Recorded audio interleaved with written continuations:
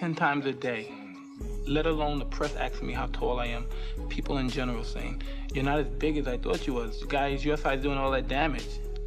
I always thought you were bigger. I think, it's to my advantage because most fighters are used to fighting opponents 6'3", 6'2", the average heavyweight. And I feel that I use it to my advantage because I move my head, I'm very quick, and I'm low to the ground, and it's very difficult to hit me. Tyson is considered one of the greatest heavyweight boxers of all time. He reigned as the undisputed heavyweight champion of the world from 1987 to 1990, winning his first 19 professional fights by knockout and 12 of them in the first round. Claiming his first belt at the age of 20, he held the record as the youngest boxer to win a heavyweight title and was the first heavyweight boxer to simultaneously hold the WBA, WBC, and IBF titles, as well as the only heavyweight to unify them in succession. Tyson's height of 1.78 m never stopped him from knocking out even the tallest opponents.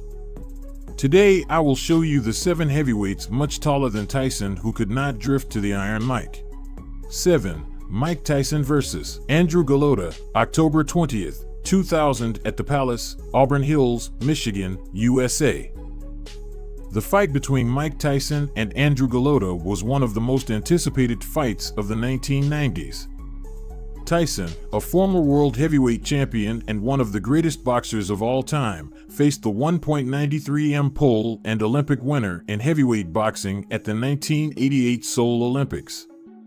Golota is a talented and respected boxer in the ring. The fight started in an intense manner and Golota seemed to have the upper hand in the early rounds. Tyson tried to punch hard, but Golota responded with combinations and good footwork. However, in the third round, Tyson connected with a hard right hook that put Golota on the canvas.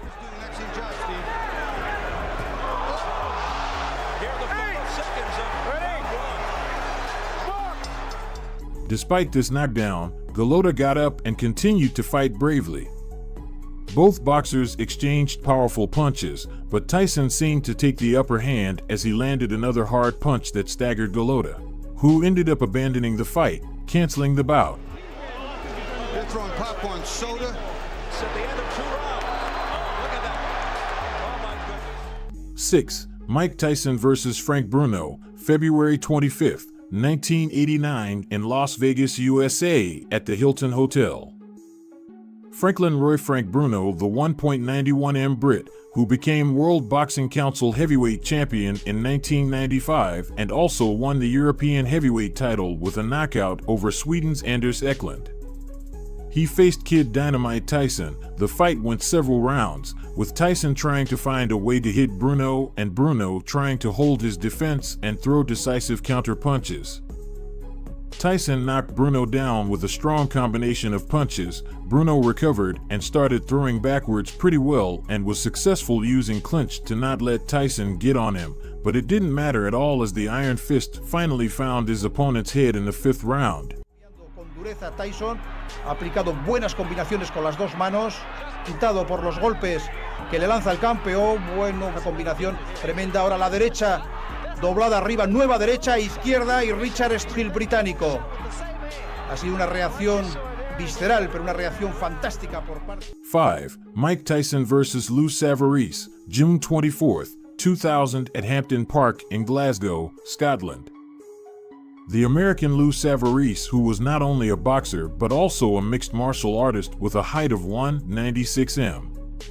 At Hampden Park in Glasgow, Scotland, the fight took place and Tyson exploded with impressive speed with a left hook and dropped his opponent in just 15 seconds. Lou looked like a cloth doll falling to the canvas. See, of course, in the sky blue trunks.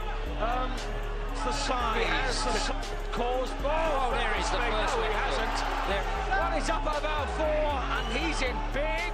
But Savarese managed to recover quickly, to which Tyson responded with quick and powerful punches, pinning Lou Savarese in the corner. Such was his adrenaline that he didn't even realize that the referee was in the way trying to stop Mike's offensive against Lou Savarese.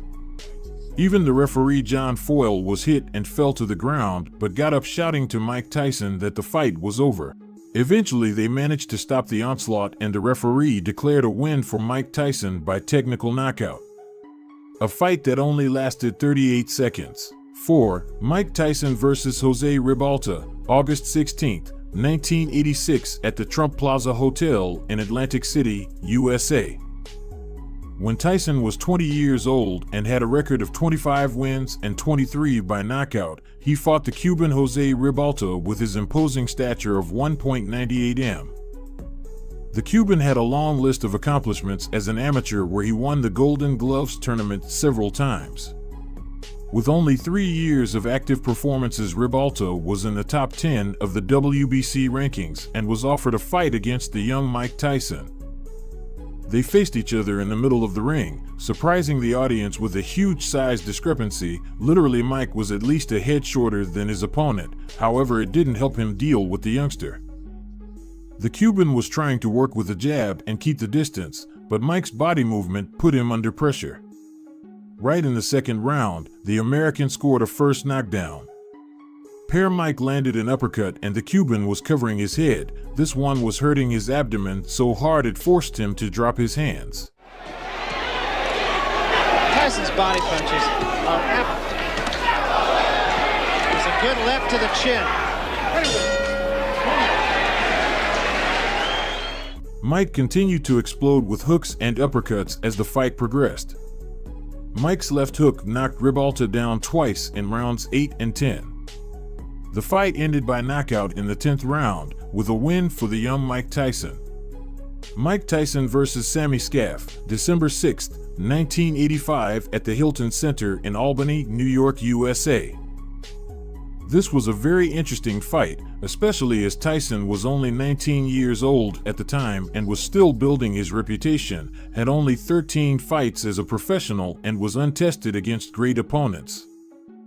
The first to have such an honor was the American Sammy Scaff, who could give Tyson a hard time using his massive 1.96 m size advantage. Mike was relentless on Scaff, who could not stop him with his arms outstretched. All he could do was throw a left hook and hope for the best. Mike was caught with this punch only once and then began to drill his opponent, with a mixture of hooks landing on Sammy's head, and he had no idea why it came.